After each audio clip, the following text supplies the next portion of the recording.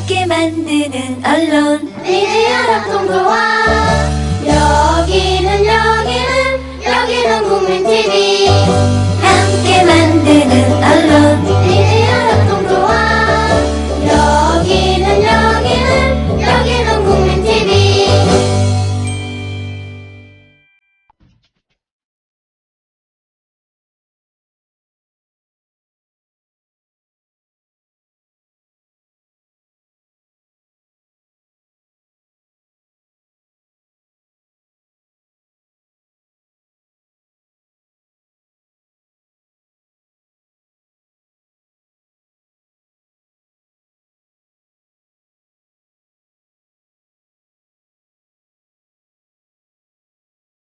네, 지금은 노혜경 선생님의 통일 이야기, 북한 이야기 시간인데요. 지금 선생님께서 잠깐 늦으셔서 제가 대신 나왔습니다. 안녕하세요, 이정일 PD입니다. 네, 지금 방금 오셨는데 먼저 광고 듣고 오시겠습니다.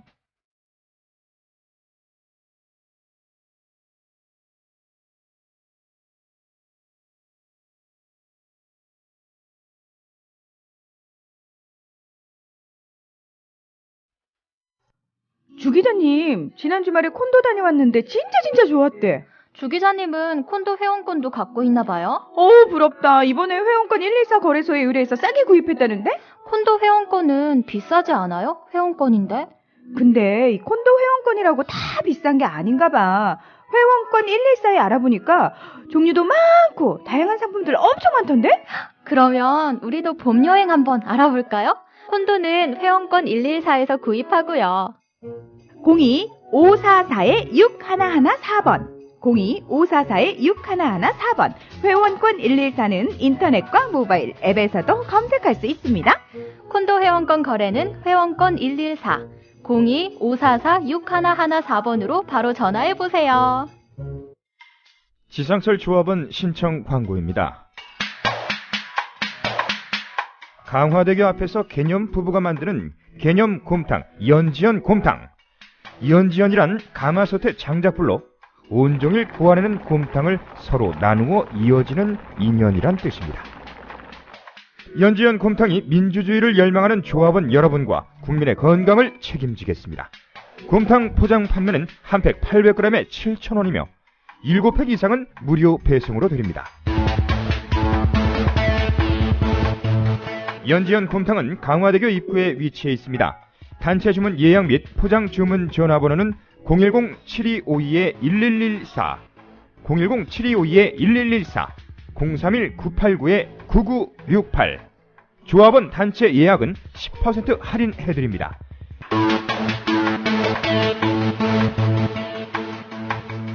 포장 판매 금액의 10%는 국민TV 후원금으로 쓰입니다. 안녕하세요. 조금 늦었습니다. 여기까지 오는데 시간 맞추기가 생각보다 쉽지 않네요. 어제보다 일찍 출발했는데 왜 늦었는지 저도 잘 모르겠어요. 여하튼 죄송하고요. 예, 어제 땜빵 및 특집 방송 첫회 북한도 나라냐 재미있게 들으셨는지 모르겠어요. 자, 오늘은 이 북한이라고 하는 나라죠. 예, 나라인데 어떻게 해서 나라가 되었는가, 그리고 그 나라의 지금 상황에서 보면 주인이에요. 주인장. 예, 김일성. 예, 김일성이 어떻게 해서 그 나라의 중심이 되었는가. 이런 이야기들을 오늘은 해보려고 하는 거죠. 오늘 광고 듣고 가나요? 다 들었죠? 죄송합니다. 제가 지각하는 바람에 광고를 못 듣고 가네요. 미리 들었습니다. 김일성이라고 하는 사람에 대해서 우선 짚어볼 것은 얼마 전에 페이스북에서 제가 되게 신뢰하고 그리고 굉장히 다방면으로 박학다식한 한 노사모 저희 그 절친 친구께서 가짜 김일성론을 이야기하더라고요. 사실 저는 58년생이기 때문에 올해 우리 나이로 58살이에요. 상당히 많죠.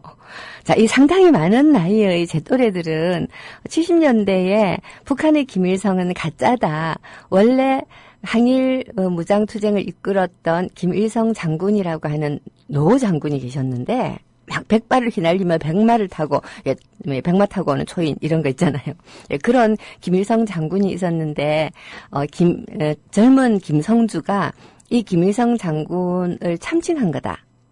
이런 얘기들을 많이 했어요. 예, 근데 이종석 장관이라고 그 참여정부 때 통일부 장관을 지내신 학자인데요. 이종석 씨가 가짜 김일성론은 잘못된 거다.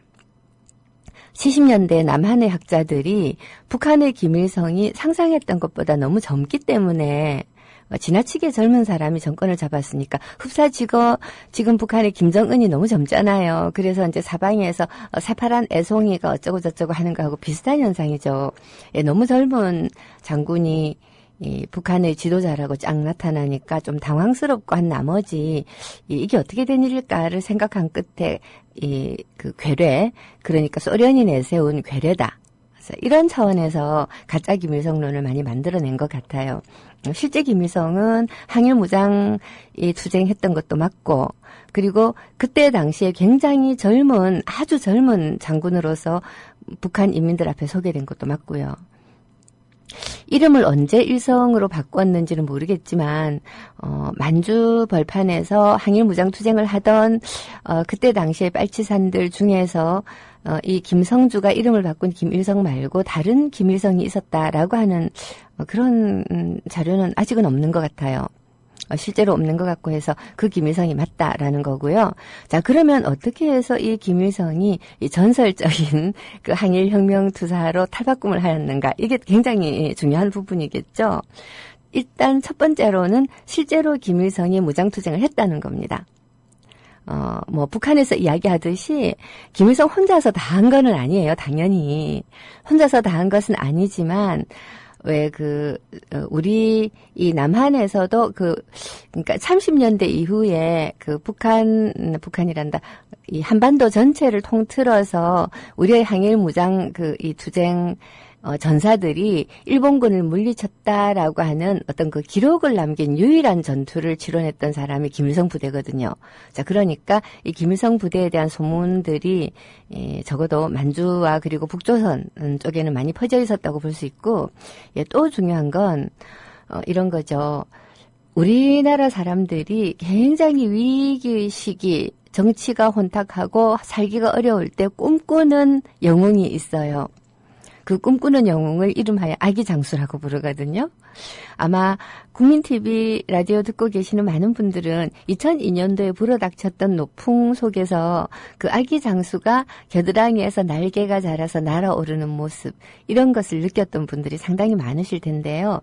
이게 다른 나라에도 물론 영웅에 관한 여러 가지 기대와 전설들이 있지만 특히 우리나라의 민중들에게는 이 아기장수 설화가 굉장히 인상적이고 그리고 중요한 민중 영웅 신화죠. 이 아기장수 설화는 굉장히 비극적으로 막을 내립니다. 아기장수의 겨드랑이에, 태어난 아기의 겨드랑이에 날개가 있다는 것을 부모가 발견하죠. 아기가 태어났는데 저기 덩치도 우람하고 그리고 굉장히 빨리 자라는 데다가 굉장히 똑똑해요. 영특하고. 겁이 나는 거예요. 아기 장수가 태어났다라는 사실이 알려지면 그 아기뿐만 아니라 부모는 물론이고 한 마을 전체가 몰살당할 정도로 가혹한 이 권력의 보복을 당하기 때문에 이 부모가 이 아기 장수가 자라기 전에 미리 엎어서 또는 베개로 눌려서 죽여버리는 거예요. 자, 그러다가 보니까 아기 장수라고 하는 것은 민중이 도탄에 빠진 그 삶을 구원해주기 위해서 영웅이 왔으면 좋겠다라고 기다리는 굉장히 슬픈 버전의 전설이라고 할 수 있겠는데요. 여하튼 이 아기 장수가 잘 자라서 젊은 장군이 되었다라고 한다면 사람들의 눈에 아기 장수가 죽음을 당하지 않고 살아서 돌아왔구나라는 느낌을 받지 않았겠어요? 더더군다나 1945년 무렵은 북한이 남한과 마찬가지로 한반도가 그 일제의 억압에서 풀려난 해방된 직후였지요. 그리고 해방군과 함께 들어온 조선인 장군. 근데 그 조선인 장군이 이미 만주벌판에서 혁혁한 전공을 세운 적이 있었다라고 한다면 아마 북한 인민들의 마음에는 그 사람이 바로 아기 장수의 환생처럼 보였을 수가 있다는 거죠. 이미 일제 말에 민중들 사이에서는 이 백마 타고 오는 초인을 기다린다.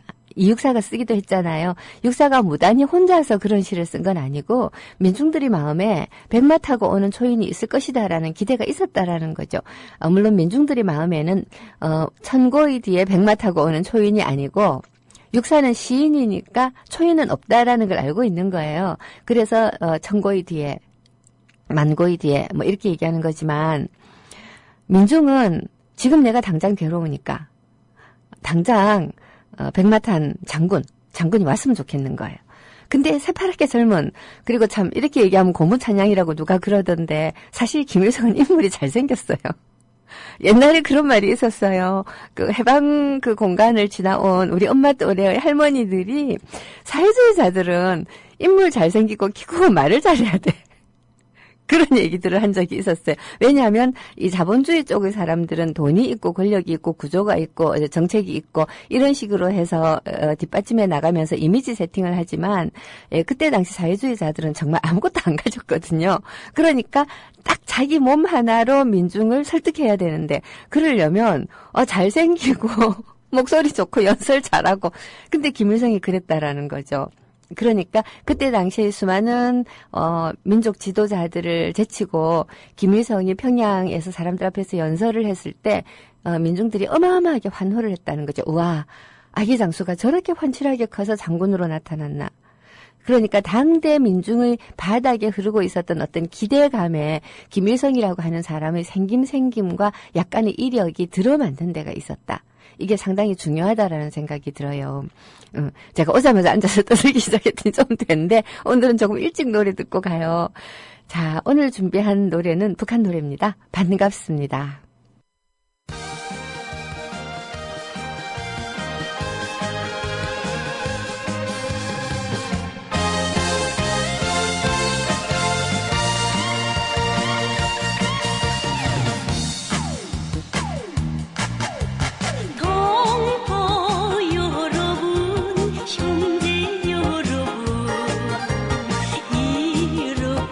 만나니 반갑습니다.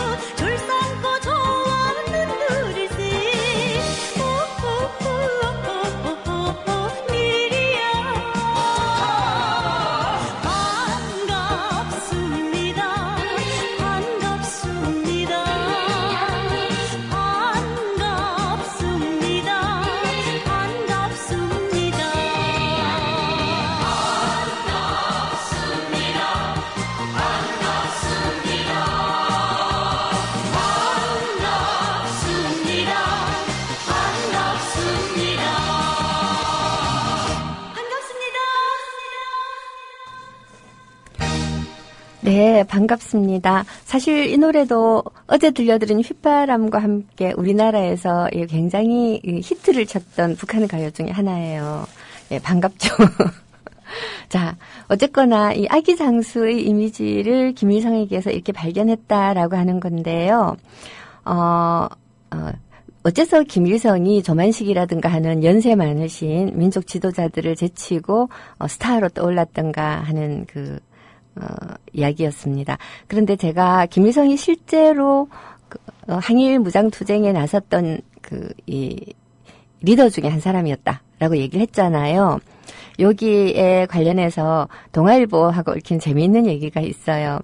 그때가 1937년도였는데 동아일보가 왜 손기정의 베를린 올림픽에서의 일장기 말서 사건 이런 것들로도 유명한데 또 이런 일도 있었어요. 1937년 9월 며칠이었더라? 이거 유명한 전투인데 갑자기 날짜가 생각이 안 나네요. 6월. 1937년 6월 5일 날, 이 함경도 이제 해산 인근이에요. 두만강 유역인데, 거기에 보천보라고 하는 곳이 있어요. 여기에 일단의 정말 몇 명 안 되는 항일무장 항일무장 부대가 두만강을 넘어서 그때 당시에는 일본의 권력이죠. 일본이 점령하에 있었던 조선 반도로 들어와서 지서를 싹 점령을 하고 하룻밤 동안 깃발을 날리고 난 다음에 철수를 했었던 사건이 있는데 실제로는 조그마한 전투예요. 죽은 사람도 별로 없고 그리고 몇 날 며칠을 그야말로 몇 년을 점령을 했다든가 이랬던 것도 아니고 한 조그마한 전투지만 그래도 이게 동아일보에 아주 조그맣게 실린 거예요. 보천보. 딱 사람들이 그 기사를 딱 보는 순간 느낀 거죠. 우리의 항일 만주 유격대들이 일본군을 물리치는 전투를 지금 국경 근처에서는 열심히 하고 있구나. 나중에 동아일보가 6.15 회담을 하러 김대중 대통령께서 김정일을 만나러 북한으로 갈 때, 동아일보에서 냈던 이 신문, 그 부분을 금으로 떠가지고선 선물을 했어요. 굉장한 기록이죠. 어떻게 보면 이 보천보 전투의 기록이 김일성의 정통성, 김일성은 항일무장투쟁을 했던 사람이기 때문에 정통성이 있고 이승만은 사실은 순 사기꾼이기 때문에 정통성이 없다. 이런 얘기들을 특히 이제 민족문화연구소 계열의 분들이 많이 하고 계신데 이승만을 그렇게까지 폄하해야 되는가 하는 건 잘 모르겠지만 김일성이 항일무장투쟁을 한 것은 맞지요. 자, 근데 항일무장을 투쟁을 한 것뿐만 아니고 김일성이 아까도 말씀드렸듯 아기 장수의 이미지를 좀 가지고 있었다라는 거 말고도 북한에서 김일성이 좀 받아들여지게 된 이유가 또 몇 가지 더 있어요. 우선 소련이라고 하는 배후 세력을 들 수가 있겠죠. 38선을 사이에 두고 북쪽에는 소련이, 남쪽에는 미국이 각각 진주를 하게 되는데 왜 그렇게 되었던가 하는 것 굉장히 중요한 우리의 역사 중에 한 부분이지만 그거 이야기하기 시작을 하면 방송도 어마어마하게 재미없어질 뿐만 아니라 막 화나고 기분 나빠지고요. 더 중요한 거는 2주일 만에 끝을 못 내요. 그래서 한 가지만 얘기를 할게요. 우리 한국 조선이라고 해야 되나요? 그때는 이 조선 인민들이 비록 문맹률은 굉장히 높았어요. 글을 아는 사람이 인구의 20%밖에 안 됐는데 그렇다고 하더라도 글자를 모른다고 해서 사람들이 지성이 없는 건 아니거든요. 굉장히 지적인 사람들이었고 이 사람들이 해방이 되자마자 뭘 만들기 시작을 하는가 하면 건준이라고 해서 건국준비위원회라고 하는 것을 만들어요. 그리고는 그야말로 각 지역마다 도시마다 인민위원회라는 것을 설치를 해요. 이름도 딱 들어보면 아시겠지만 인민위원회라고 하는 것은 아주 쉽게 얘기하면 정당 조직 비슷한 거예요. 어떤 성격을 가지고 있는 정당 조직이냐? 인민위원회라는 이름에서 딱 느껴지죠. 상당히 사회주의적인 경향이 강한 일종의 준정당 조직 비슷한 거, 행정조직과 정당조직을 합쳐놓은 거 비슷한 거거든요. 이거를 자발적으로 인민들이 지역마다 결성을 했던 거예요. 특히 북쪽 지역에 많았어요.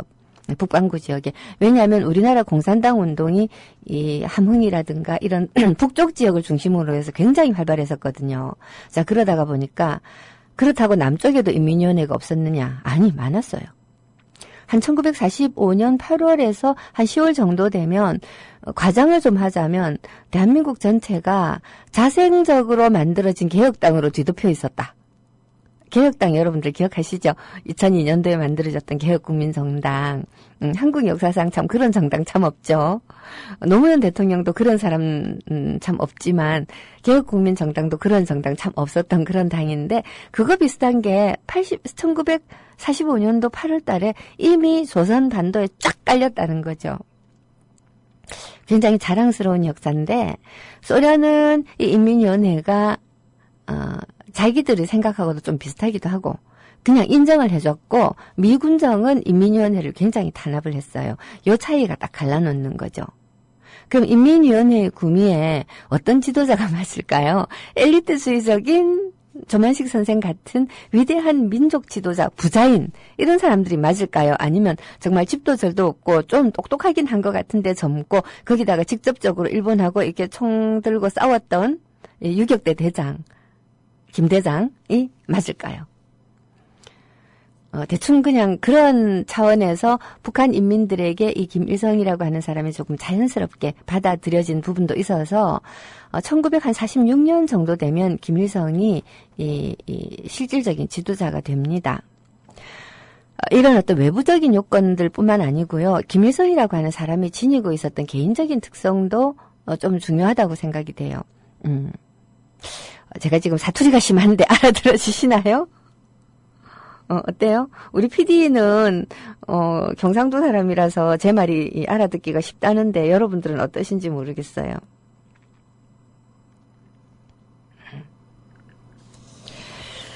자, 제 말씨가 어떠냐 하고 들으려고 후기를 새로 고침했더니 대후영님께서 보천보 전투는 소규모 전투였지만 국내에서 일어난 전투로 그 당시에는 큰 충격을 주었다. 고는 하나 나중에 북한에서 이걸 너무 뻥튀기 했지 않았나요? 그리고 김일성은 소비에트의 앞잡이일 뿐이라고 생각되는데요. 소비에트에 의해 연해주의 독립군들은 무장 해제당하고 거부시 사살당한 걸로 알고 있는데요. 라고 하셨고 뭐 상당히 맞는 말씀이에요. 사실 앞잡이일 뿐이라고 말하기는 조금 곤란하겠지만 자 그러나 소비에트의 지원이 없이는 상당히 김일성이 그렇게 빠른 속도로 부상하기는 쉽지 않았겠죠. 그리고 또 중요한 것은 김일성은 나중에 소련군에게 편입되어서 남한으로 진주를 했지요. 자, 근데 이런 점이 있어요. 뻥튀기 한 거 사실이지만 보천보 전투 같은 국내에서 일어난 전투가 30년대는 이거 하나밖에 없었다는 것도 중요하고요.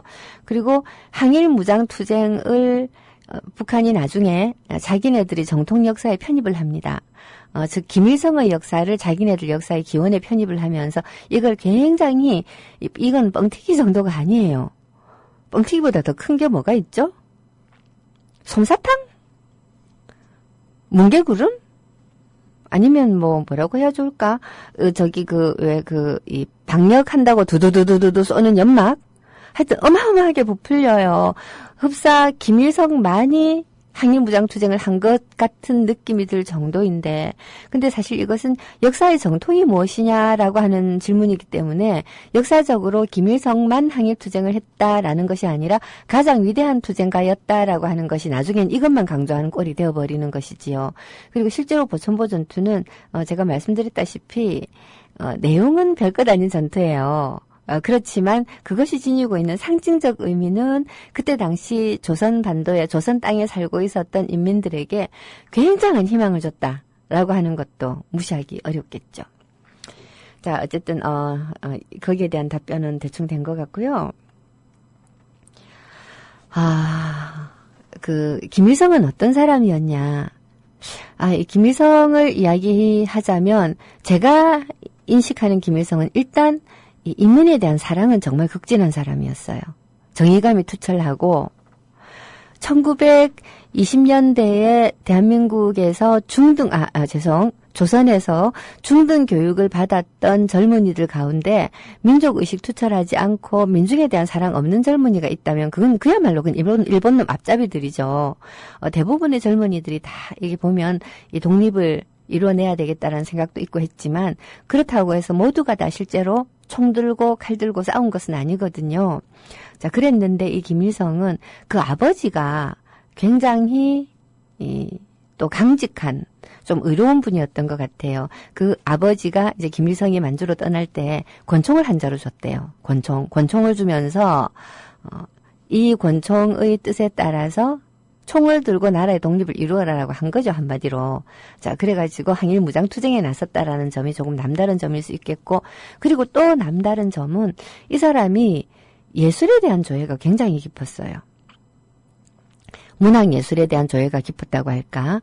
실제로 사회주의 국가의 지도자들을 보면 시라든가 음악이라든가 뭐 무용이라든가 극이라든가 이런 데 대해서 조예가 있는 사람들이 많습니다. 많은 게 아니라 조예가 없으면 지도자가 못 된다고 할 수가 있겠죠.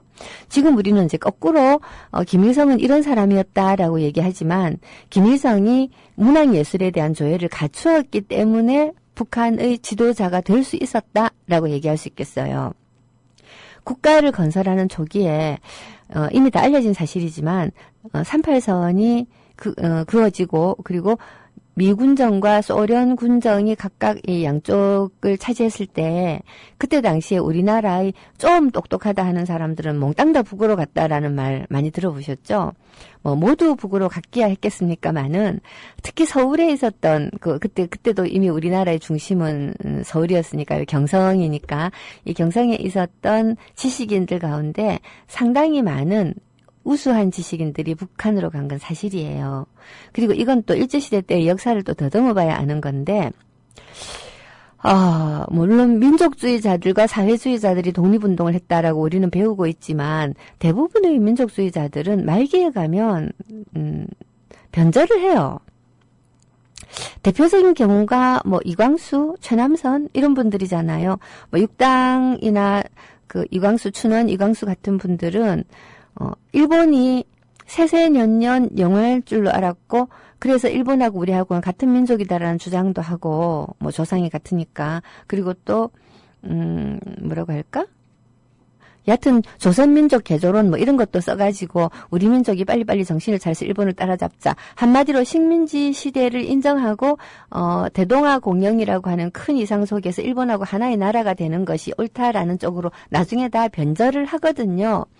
변절 안 하고 끝까지 싸운 사람들이 어떤 사람들이냐? 보수적인 진영에서는 한글학자들이에요. 이 단일 협회로서 일제에 의해서 감옥에 제일 많이 가고 제일 많이 죽은 집단이 아마 한글학회, 조선어학회죠. 예, 조선어학회였을 텐데 사실 언어학자들은 보수적일 수밖에 없어요. 언어를 다루니까. 언제나 언어라고 하는 것이 사회성과 역사성이 있어서 바뀌기는 하지만 그래도 고정불변인 양하고 연구를 하게 되니까 그리고 그것을 통해서 하나의 공통된 공동체, 언어 공동체를 구성하고자 하는 열망이 있기 때문에 보수적일 수밖에 없는데 민족주의적이고 근데 이분들이 굉장히 많이 고생을 했지만 그 밖의 민족주의자들 중에 이렇다 눈에 띄는 분들이 그렇게 많지는 않거든요.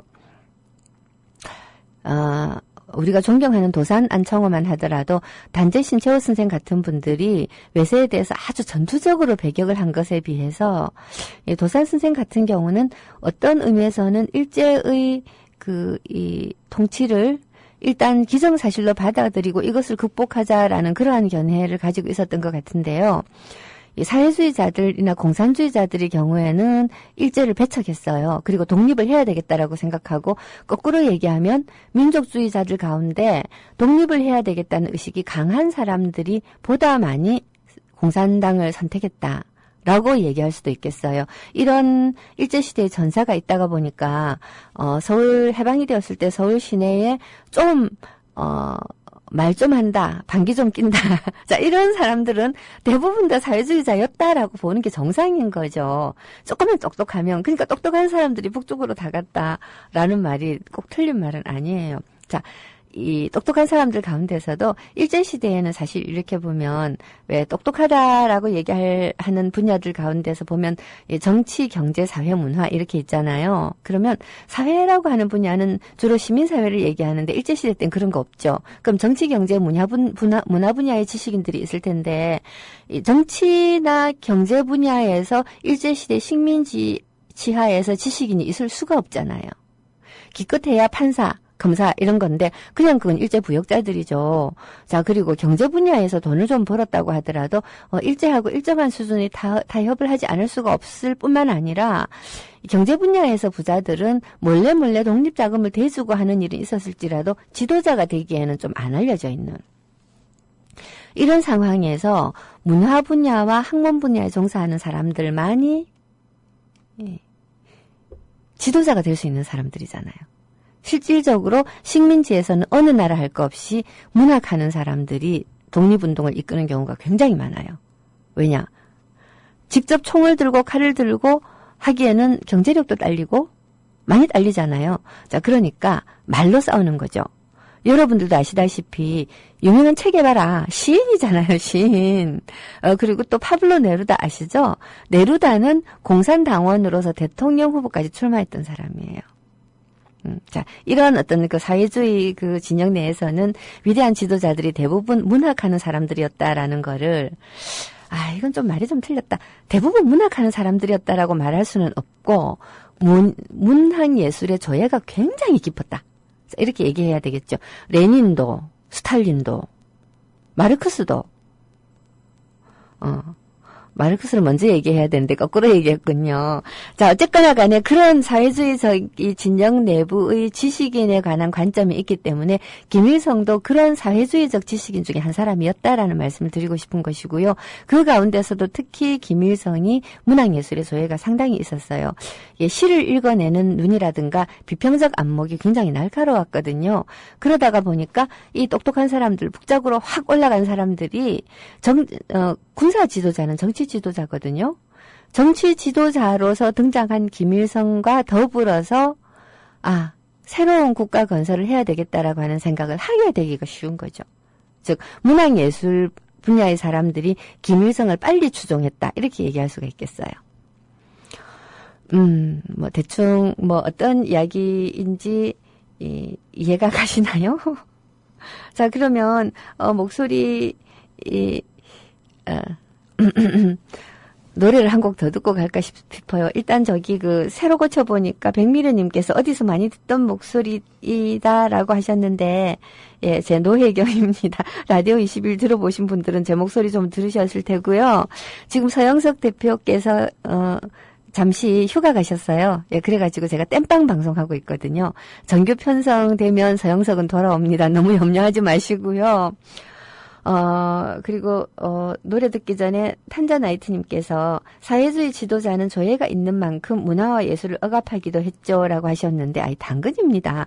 이 사회주의 지도자들이 문학과 예술을 사회주의 건설하는 도구로 삼았다는 얘기는 건설 도구가 안 되는 문학 예술은 또한 대단히 탄압했다는 얘기도 되잖아요. 항상 모든 이야기는 동전의 양면이 있는 겁니다. 예를 들어서 크리넥스가 광고를 산산산 나무 이렇게 했거든요. 근데 그 크리넥스 회사가 대한민국에서 나무를 가장 많이 소비하는 회사잖아요. 가장 나무를 많이 쓰는 회사니까 나무를 심자라고 캠페인도 하는 거거든요. 이런 동전의 양면이라는 게 있어요. 모든 것에서는. 네, 다음에 들을 노래는요. 역시 어제에 이어서 동인이라고 하는 음반, 북한 노래들을 남한 가수들이 불러서 취입을 한 음반인데요. 동인이라고 하는 말은 내 눈동자 속에 비친 너라는 뜻이에요. 동인. 눈동자 속의 너 그런 뜻이죠. 눈동자에 새겨진 도장 같은 너. 자, 남한과 북한은 서로에게 동인 같은 존재다라는 의미를 지닌 음반 제목인데요. 거기에서 JK 김동욱이 불러준 인생이란 무엇인가? 생이란 무엇인가? 생이란 무엇인가? 자, 이 노래는 상당히 사회주의적인 노래예요. 한번 들어보시죠.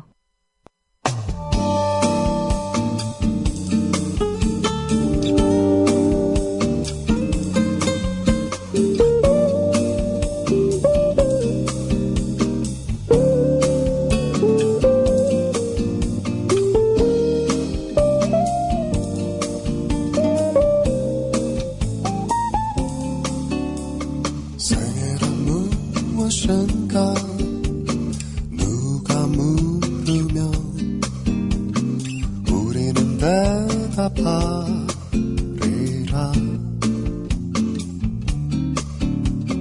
마지막 순간에 뒤돌아볼 때 웃으며 추억할 지난 날이라고. 시냇물 모여서 강을 이루듯 날들이 모여 생을 이루리. 그 생이 짧은 듯 누가 탓하랴. 영생은 시간과 인연 없어라.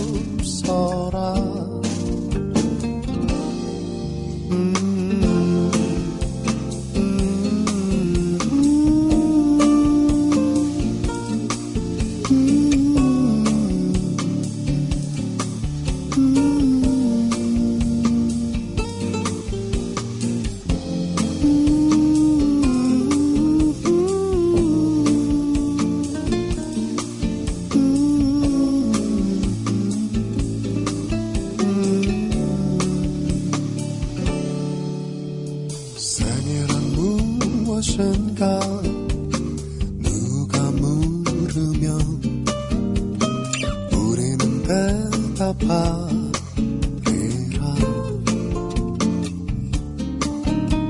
세월이 간다도 잊을 수 없는 조국에 받쳐진 순간이라고.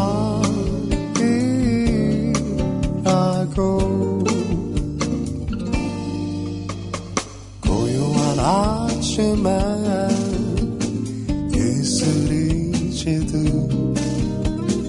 한 생이 사라질 때도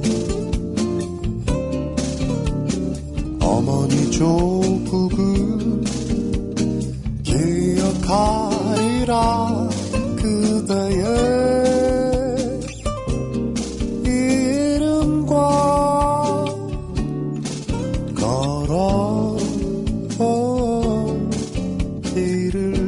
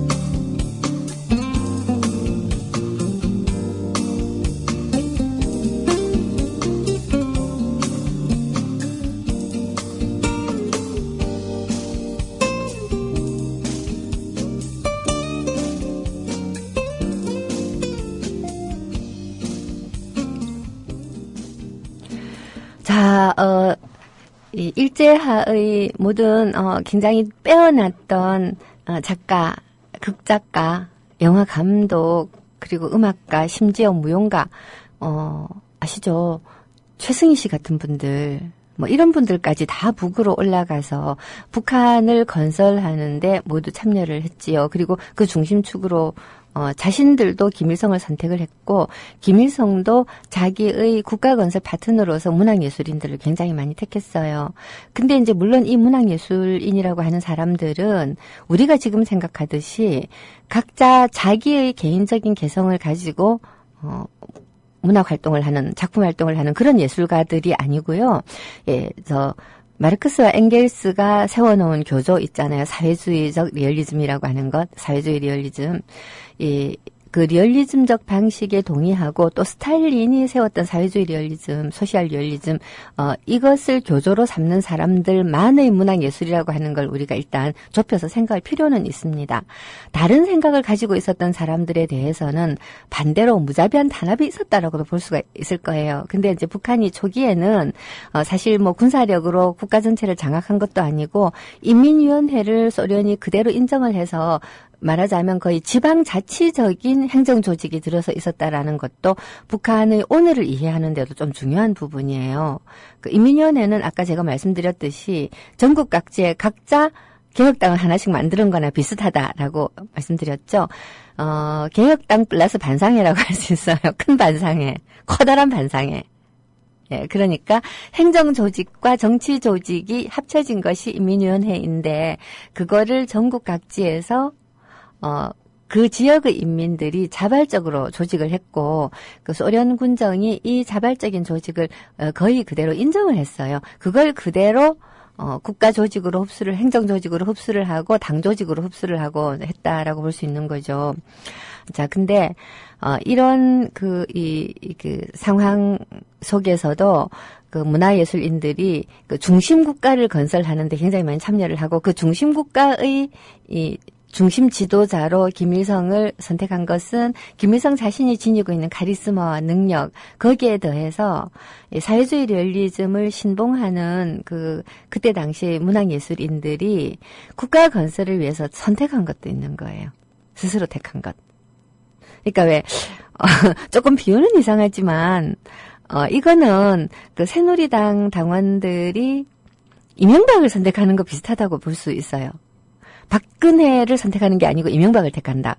이 근혜 아몰랑 여사에 대해서는 박정희의 딸이고 하기 때문에 약간 맹목적으로 추정하는 사람들이 있잖아요. 근데 2012년 선거죠? 2012년 선거 때 아몰랑 여사가 아니고 헷갈린다 맞나? 2007년 선거구나. 2007년 선거예요. 쏘리. 2007년 선거 때 새누리당 당원들이 아몰랑 여사가 아니고 이명박을 선택을 해요. 당원들은 이 아몰랑 여사를 선택을 했지만 어쨌든 국민들이 이명박을 선택을 해요. 왜냐? 이명박이 그때 당시의 국민들이 소망이었던 이 민생 회복. 사실 그렇게까지 경제가 어렵지 않았는데 세계적인 그 금융위기 때문에 경제가 어려웠던 거잖아요. 자, 그랬는데도 경제가 굉장히 어려워지기 시작을 하니까 장사꾼 출신인 이명박이 돈을 잘 벌어다 줄 것이라는 착각으로 이제 국민이 선택을 했는데 북한 사람들이 들으면 기분 나쁘겠다. 어쨌든 제 얘기는 김일성이 총칼을 들고 각 문인들이라든가 혹은 어떤 민족 지도자들을 막 이렇게 총으로 위협해서 쫓아내거나 잡아가두고 나를 따르라 하고 한 것은 아니다라는 얘기예요. 서로 이렇게 자발적인 선택이 좀 있었다. 그리고 1945년에서 50년까지의 북한의 이 역사를 들여다보면 이 문학예술인들이 이 국가라고 하는 이미지, 국가 이미지를 만들어내기 위해서 그 애를 썼던 흔적들이 굉장히 많이 나오거든요.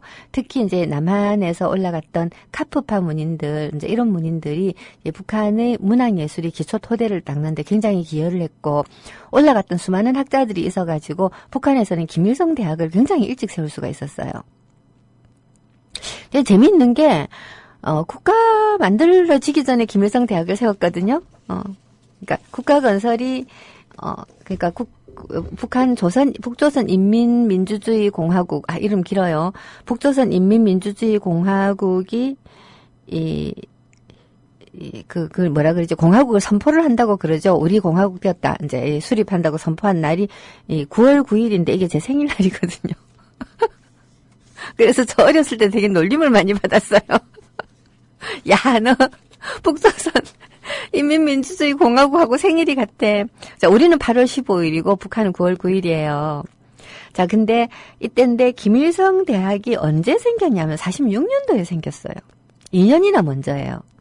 그리고 2년이나 먼저 생긴 일종의 국립대학인데 이 국립대학을 2년이나 먼저 세우면서 김일성 대학이라고 이름 붙였다는 것도 너무 재밌지 않아요? 여하튼 김일성은 그만큼 학자들과 지식인들, 문학예술인을 포함해서 지식인들의 신임을 받았다라고 하는 게 김일성이 오늘날의 김일성 국가인 북한을 만들어내는 지도자가 되는데 굉장히 중요한 요소였다라고 하는 거죠. 그리고 이 북한이라고 하는 국가는 어떤 의미에서 보면 굉장히 말로 만들어진 나라예요. 언어로 이루어진 나라였다라고 할 수가 있지요. 우리는 어떤 나라다라고 하는 어떤 선포.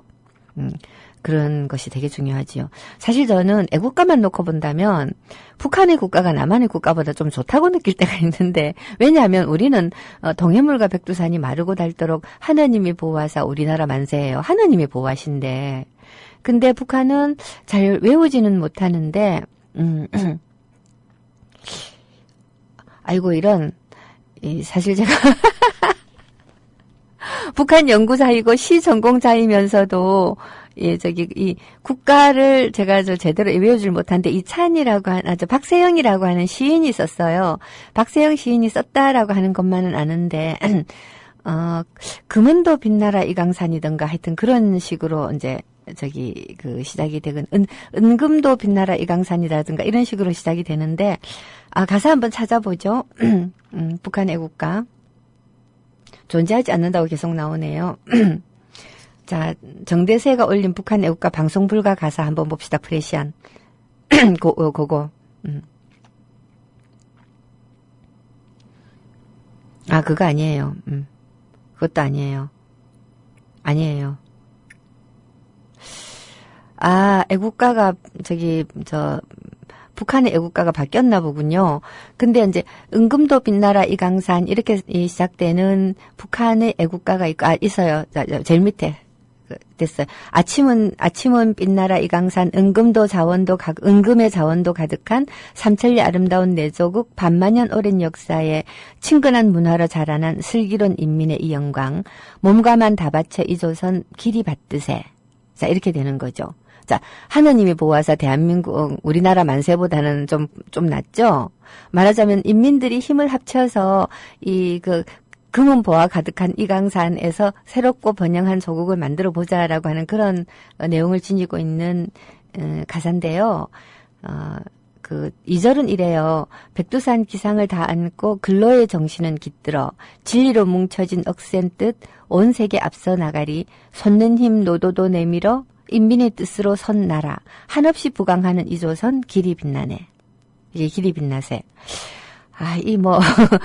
북한 애국가를 제가 외울 일은 없기 때문에, 우리 대한민국 국가는 사절까지 외우지만, 북한 애국가는 외울 일이 없기 때문에 못 외우는데, 제가 이렇게 보면 학교에서 공부할 때 이 박세영의 애국가를 보면서 느낀 건데, 이것이 이때 당시의, 북한으로 올라갔던 문화예술인 및 지식인들이 마음이었다. 인민의 뜻으로 선 나라.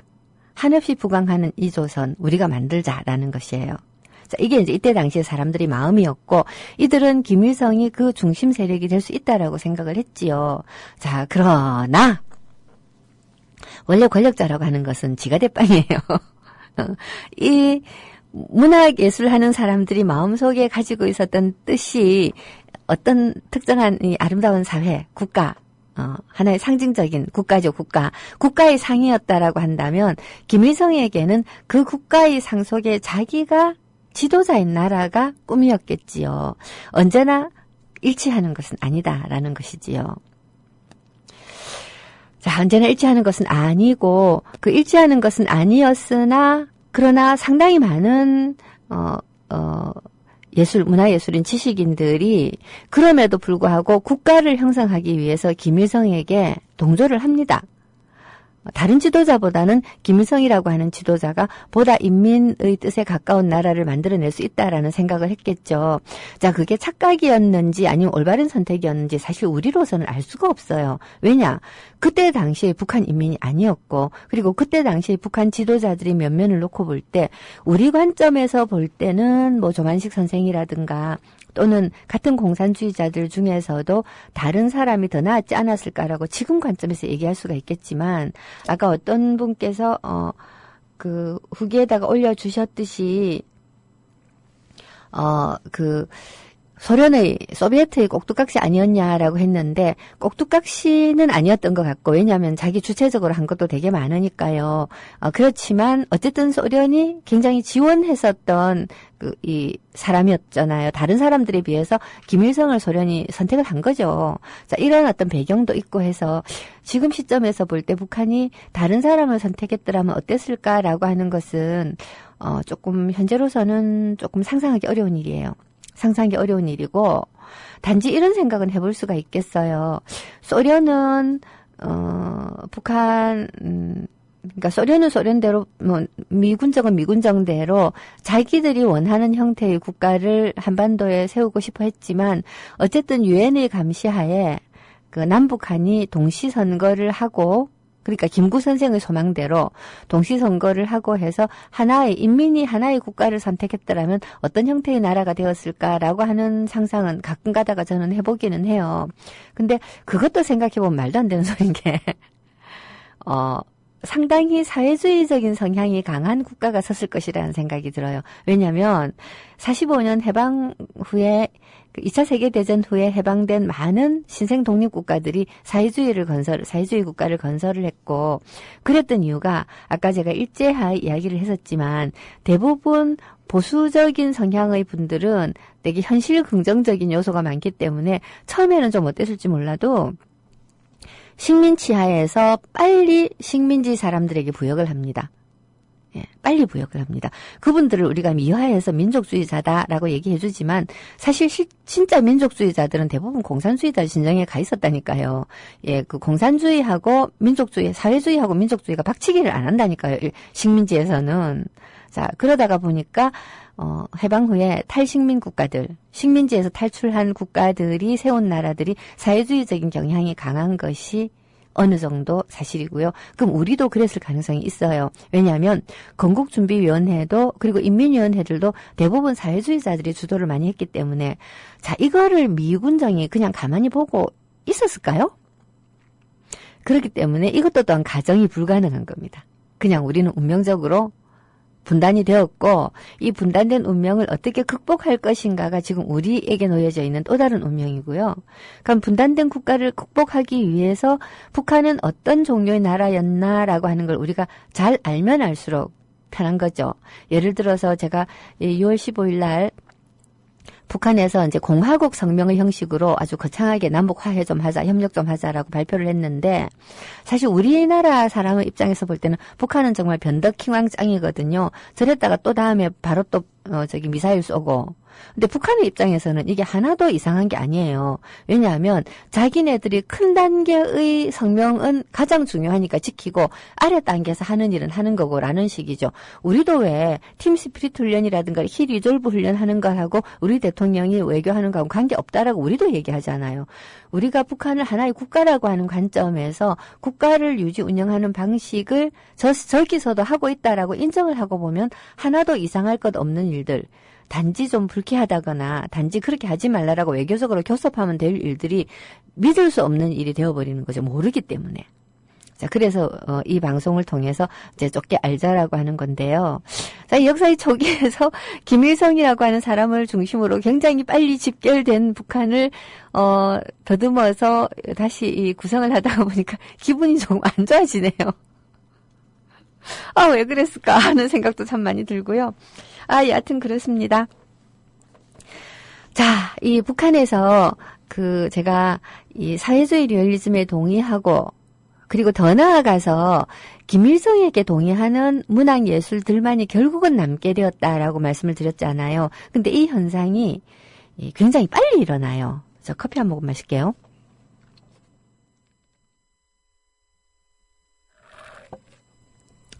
실제로 북한이 김일성이 완벽하게 권력을 장악한 것은 1967년 이후입니다.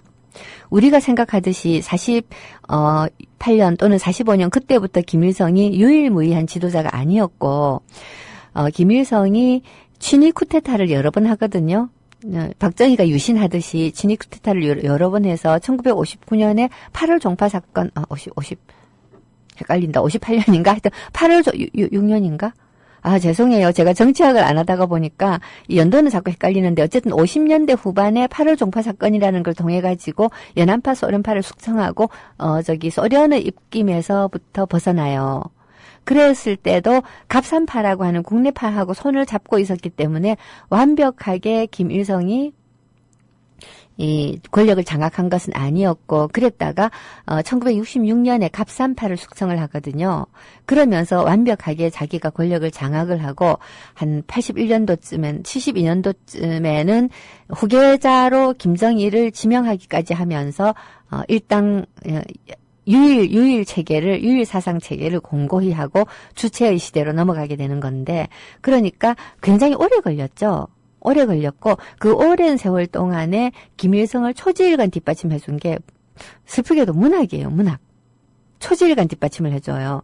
그 초지일간 뒷받침을 하는 과정에서 김일성에게 초지일간 뒷받침하지 않고 사회주의 조국 그 자체가 우리의 희망이다라고 하는 사람들이 숙청이 되죠. 밀려나가요. 우선은 처음에는 1948년 이전에는 어떤 사람들이 밀려나가느냐, 개인 문학이라고 하는 것은 개인의 표현이다, 자아의 표현이다 라고 하는 사고를 가지고 있었던 문인들이 밀려나가요. 필화 사건들이 꽤 많이 있었는데요. 제가 그중에서 이제 한 가지만 소개하고 오늘 이 방송 끝낼게요. 응향 사건이라고 있는, 원산에 있는 시인들이 응향이라고 하는 시잡지를 펴내는데, 이 시잡지가 퇴폐적이고 부르주아지적이며 자본주의적 성향이 굉장히 많다라고 해가지고 굉장히 비판을 당하거든요. 그때 비판당했던 문인 중에 우리가 알고 있는 유명한 시인이 구상 시인이에요. 할 수 없이 이 문인들은 남한으로 다 내려오게 되죠. 북한의 숙청은 좀 재미있는 부분이 있어요. 우리는 죽이는 것만 숙청이라고 생각하는데, 그냥 쫓아내갖고 시골 가서 일 시켜서 이 사람이 제대로 혁명화가 되었다라고 생각하면 도로 데리고 오는 숙청도 있고, 해외 추방해버리는 숙청도 있는데, 이 응향 사건의 당사자들은 대부분 추방을 당하죠. 이 정신개조 안 돼. 그냥 내쫓아야 돼. 이거예요. 정신개조가 될 만하면 개조를 시키고, 안 되겠다 싶으면 내쫓고, 그것도 안 되겠다 싶으면 수용소에 처박고, 이제 이렇게 하는데, 어쨌거나 간에 이 응향 사건의, 그러니까 이 지방자치단체에서 시인들이 모여갖고 자발적으로 낸 시집을 가지고 평양의 시인들과 평론가들이 완전히 이렇게 때려잡은 사건이에요. 예, 그렇게 해서 이 부르주아지적인 성향을 지닌 시인들이 먼저 쫓겨난다라는 거죠.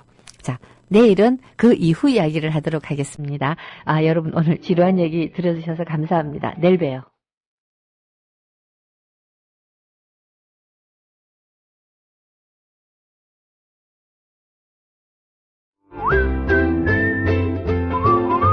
국민라디오 팟캐스트 응원하는 가장 쉬운 방법 아시나요? 다운로드하기, 별점 주기, 댓글 달기, 구독하기. 국민라디오 팟캐스트 널리 알리는 가장 쉬운 방법. 다운로드하기, 별점 주기, 댓글 달기, 구독하기. 기억하세요. 다운로드하기, 별점 주기, 댓글 달기, 구독하기.